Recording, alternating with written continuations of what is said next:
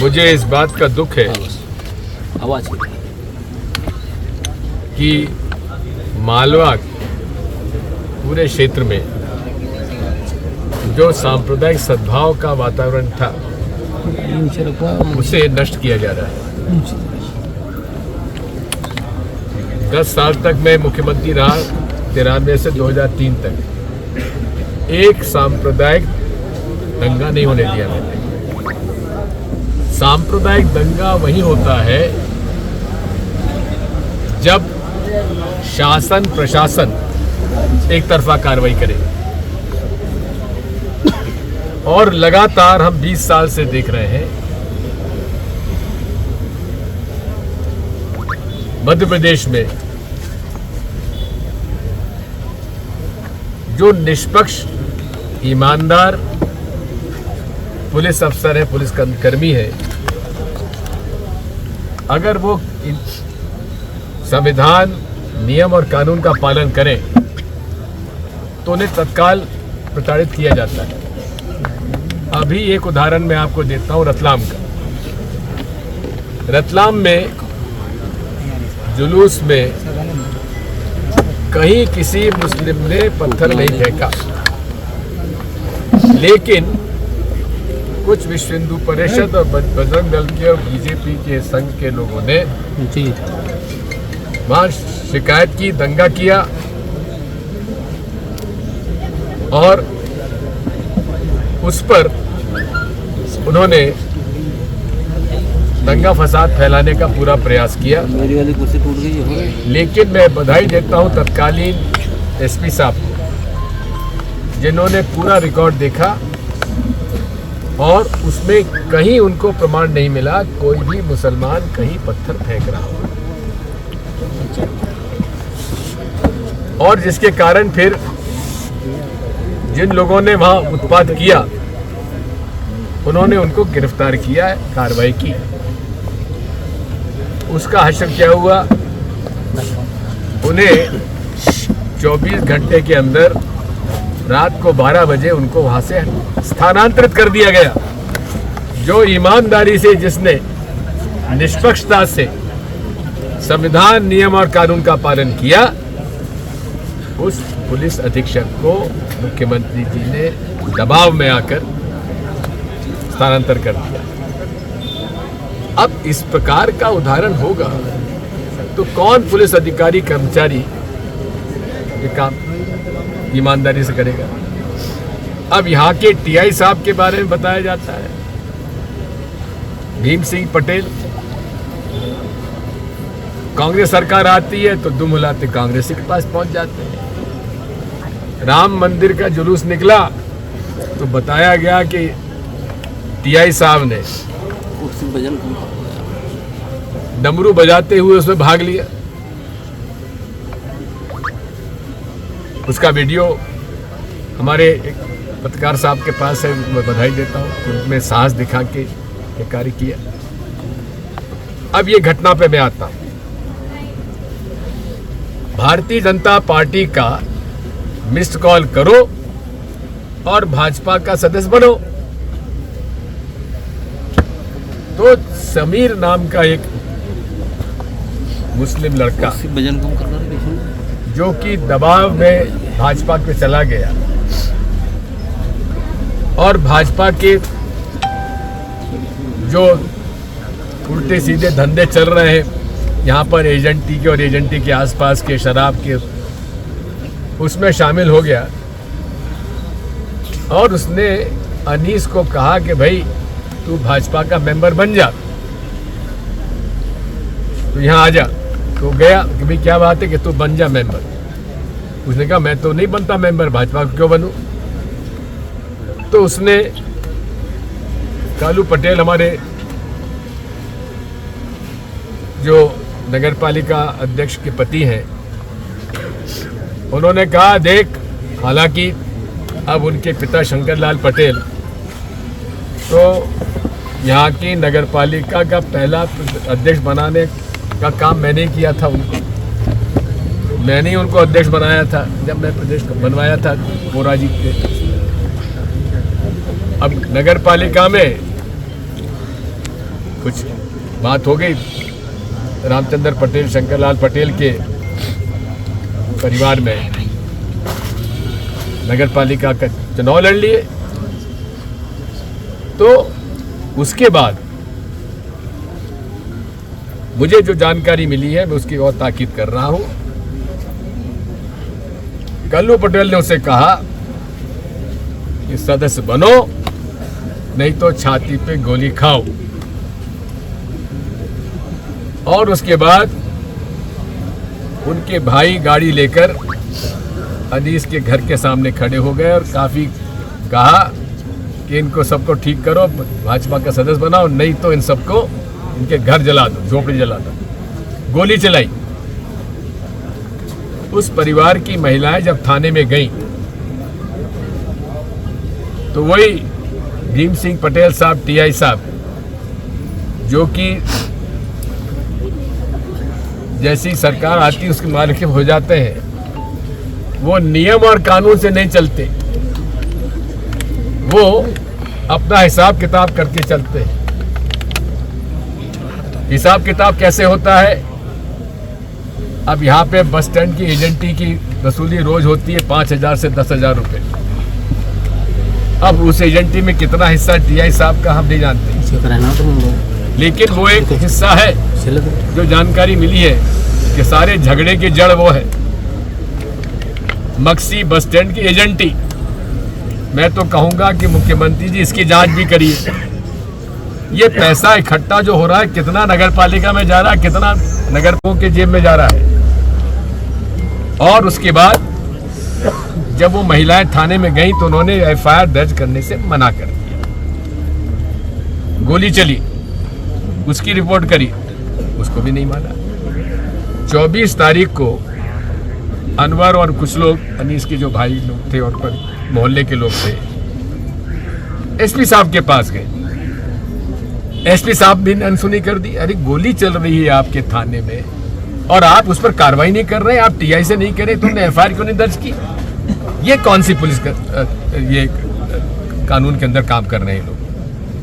मुझे इस बात का दुख है कि अनवर मेरे घर पर आया 24 तारीख की शाम को, मैं नहीं मिल पाया, मैं एक निजी कार से बाहर चला गया था। अगर मुझसे मिल लेता तो उसी दिन मैं एसपी साहब को बोल के जरा इसको ठीक तरह से डील करता। लेकिन उसके बाद 25 को तो यहाँ पत्थरबाजी और गोली चल गई और उसमें अमजद मर गया। अमजद के साले साहब को, उनको जावेद को, जुनेद को भी गोली लगी है। और जुनेद का भाई शकीब 2010 में लड़कों में क्रिकेट मैच का झगड़ा हो गया था, उसमें भी मारा गया था वो। और जिन्होंने गोली चलाई थी, मारे गए, जिन्होंने मारा था, उनका 3 महीने में जमानत हो गई। आज भी हाई कोर्ट में मुकदमा चला हुआ है। मैं आपसे ये कहने आया हूं कि आज यदि अमजद की जान गई है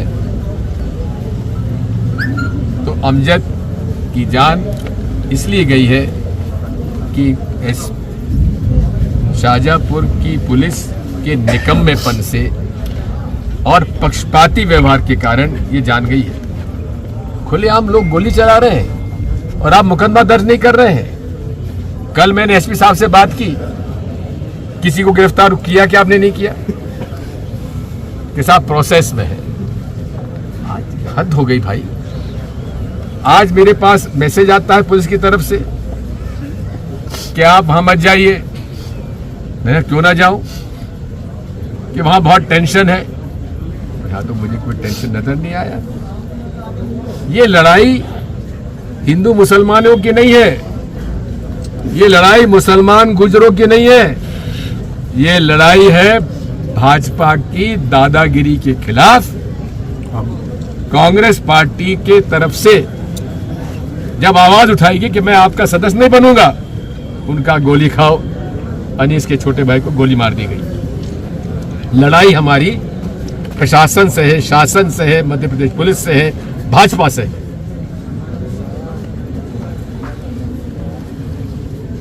और तो और पुलिस की तरफ से एक और मैसेज आया कि साहब मत जाइए, सारे गुजर आप भाजपा में चले जाएंगे। अरे मैंने कहा ये गुजर क्यों चले जाएंगे? आज हुक्म सिंह करार की तबीयत ठीक रहती तो आज ये घटना ही नहीं होती उनके रहते हुए। तो साथियों, मैं इस पूरी घटना की जिम्मेदार और जवाबदारी एसपी शाहजहांपुर और टीआई मक्सी पर करता हूं और इनके खिलाफ सरकार को कार्रवाई करना चाहिए। सुप्रीम कोर्ट ने गाइडलाइन दी हुई है 2018 से किस तरह से इसको कंट्रोल करना चाहिए, लेकिन यहां तो भारतीय जनता पार्टी के गुलाम की तरह काम कर रही है पुलिस। उनके लिए नियम नहीं है, कानून नहीं है, संविधान नहीं है। अरे भाजपा के कार्यकर्ता हट रहे, टीआई को हट रहे, इस तरह की लैंग्वेज यूज कर रहे हैं। करते हैं कि नहीं करते? करते हैं। ये इस तरह से पुलिस चलेगी क्या? कौन की हिम्मत होगी पुलिस की? सबका हिस्सा बना हुआ है, पूरे प्रदेश को बर्बाद कर दिया भारतीय जनता पार्टी ने। एक भी भ्रष्टाचार का प्रकरण बताओ जो भारतीय जनता पार्टी के राज में किसी के खिलाफ कार्रवाई हुई हो? खुलेआम लूट मची हुई है, धंधा हो रहा है, दलाली चल रही है। और आजकल मिस्ड कॉल करो, भाजपा सदस्य बनो, चाहे इसको तू कितना बड़ा गुंडा हो, चाहे कितना बड़ा अपराधी हो, कितना बड़ा तस्कर हो, आप उसको हाथ नहीं लगा सकते। उसके पास भाजपा का मिस्ड कॉल सर्टिफिकेट है। यह हालत हो गई है मध्य प्रदेश की, इसलिए मैं आया हूँ। जो देश विरोधी लोग हैं वो इस तरह की घटनाएं कर रहे हैं और कांग्रेस उनका सहयोग कर रही है। देश विरोधी तो ये बात जो है बीडी शर्मा जी और शिवराज सिंह चौहान, मेरे खिलाफ उन्होंने बयान दोनों ने दिया, आतंकी है दिग्विजय सिंह। तो मैं शिवराज सिंह चौहान के राज में थाने में गया कि साहब मैं अगर आतंकी मुझे गिरफ्तार करो। तो टीआई वहां बोले कि साहब आप पर कोई मुकदमा नहीं है। तो मैंने कहा फिर ये झूठ क्यों बोलता मुख्यमंत्री? उसका वही कहा शिवराज सिंह चौहान। दूसरी तरफ जो आईएसआई के लिए पैसा लेकर जासूसी कर रहे थे, ध्रुव सक्सेना और बजरंग दल के लोग, उनके खिलाफ राष्ट्रद्रोह का कानून नहीं लगा, उनकी जमानत नीचे से ही हो गई और तत्कालीन सरकार अपील में भी नहीं गई। हमारी सरकार रह जाती तो एक एक मुकदमा हम लोग साथ लड़ते, उस पर भी मैं उसके मुकदमा हाथ में लूंगा। अरे जो लोग खुलेआम से आईएसआई से पैसा ले रहे हैं, उसका तो मैं आपको 15 नाम गिना देता हूं। बजरंग दल के कौन कौन थे? इन सब लोगों ने, वो सब बजरंग दल के लोग थे। वहां का सतना का तो अध्यक्ष था। तो ये सारे के सारे उनके खिलाफ आज तक कार्रवाई नहीं हुई। और मोदी जी पाकिस्तान, हमसे कहते दिग्विजय सिंह पाकिस्तान जाओ, हम तो नहीं गए, लेकिन मोदी जी तो गए थे बिरयानी खाने के लिए।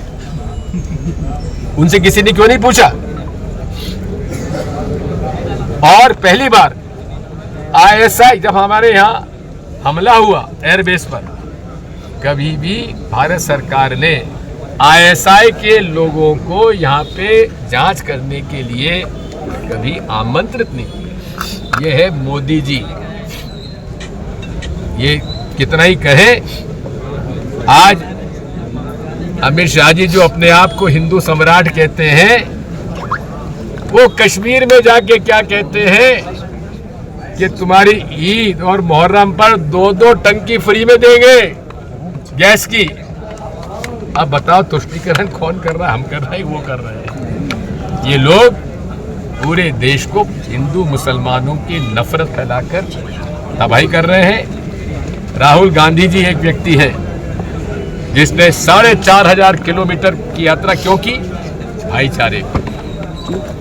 और उनको आतंकी कह रहे हैं, जिसके घर में जिनकी दादी को आतंकवादियों ने मारा, नीचे रखो सबके, जिनके पिता को आतंकवादियों ने मारा, उनको राहुल गांधी जी को ये कहते हैं कि ये आतंकवादी। शर्म नहीं आती है? मैं आपसे कहना चाहता हूं, कांग्रेस कमजोर नहीं है और कांग्रेसी डरता नहीं है। कितने लोगों को जेल में भेजोगे, हम जाने तैयार। कितने लोगों को मारोगे, हम लड़ने तैयार हैं। साथियों, मुझे इस बात का दुख है कि मालवा अंचल में ये नफरत के बीज बो दिए हैं। हम हिंदू मुस्लिम एकता के लिए लड़ाई लड़ेंगे। बहुत बहुत धन्यवाद।